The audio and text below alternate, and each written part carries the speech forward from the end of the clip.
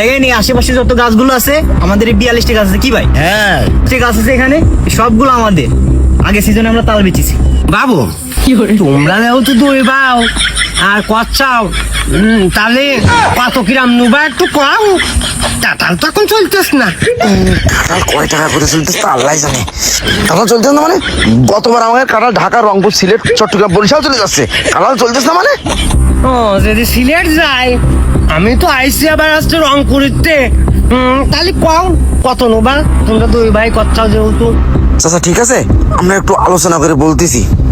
ঠিক আছে, এই কাঁঠাল বাগান যে আমাদের, এটা বুঝতে দিয়ে যাবে না। আর কাঁঠালের দাম তো আমরা জানি না, বুঝেছিস? যা দেই তারপরে আমরা একটু ভাবর মেরে দেখবো, বুঝেছিস? আমরা তো মনে করছি একদম কমে সমে ছাড়বো না। ঠিক আছে, একের একটু সন্দেহ সন্দেহ মনে হচ্ছে, কয়েকটা ফটো তুলে চাই। ও চাচা ওই হইল কি 1 লাখ টাকা? না বাবু 1 লাখ হবে না। 1 লাখই 1 লাখ টাকাই। হ্যাঁ কাকা, ভাই যা কইছে তাই 1 লাখ। 1 লাখের কমে বাগান বিক্রি করতে পারবো না। কি কও বাবু? ওই ফেরিতে কাঁঠাল মাঠাল নিয়ে যা ঝামেলা আসছে, এদিকে ওই ব্রিজ দিকেও মেলা ট্যাক্স যাচ্ছে। ওই দাম বেড়ে গেছে তেলের, বোঝো না? আর রিক্স হয়ে যাবে না। 1 লাখ টাকা আমি নিতে পারবো না।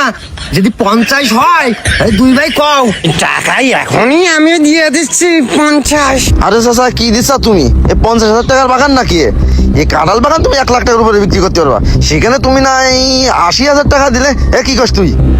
80,000 টাকাই নাও ধরো।